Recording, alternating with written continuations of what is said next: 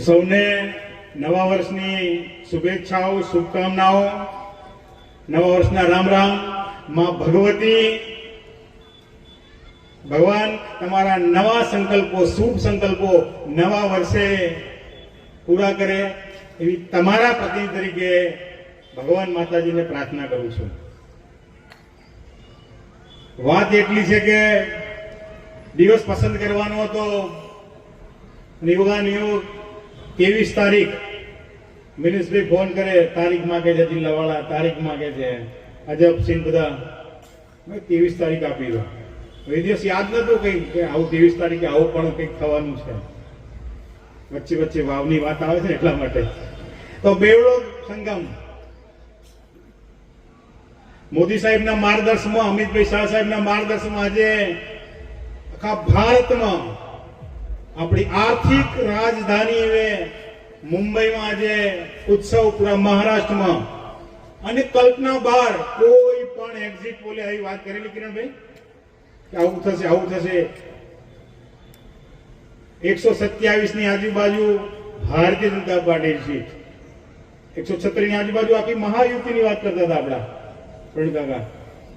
અને કેટલો મોટો ભવ્ય છે આ વાત. એવી છે કચાશ રહી સંસદની ચૂંટણીમાં, એટલે 2 હાથની મુઠ્ઠી ભેંચીને બધાએ વોટ કર્યા છે. મોદી સાહેબ પર ફરી એકવાર વિશ્વાસ મૂક્યો છે, અને ફરી એકવાર મહારાષ્ટ્રમાં ભારતીય જનતા પાર્ટીનું શાસન. બુલેટ ટ્રેનથી માંડીને ઘણી બધી યોજનાઓ એ ખોરંબે પડેલી, એટલે તોડ જોડ કરીને પણ આપણે સરકાર બનાવવી પડેલી. અમિતભાઈ શાહ સાહેબનો જેટલો આભાર માનીએ એટલો ઓછો છે. અને શિંદેને, આપણા મુખ્યમંત્રી શિંદેજીને મુખ્યમંત્રી બનાવ્યા. આ વખતનો પ્રજાનો મૂળ આપણે જોઈએ છે. 9 વર્ષ આપણી પરંપરા, અને પરંપરામાં નવા વર્ષે નવું કંઈક થાય. મને પણ જવાબદારી નવી મળી.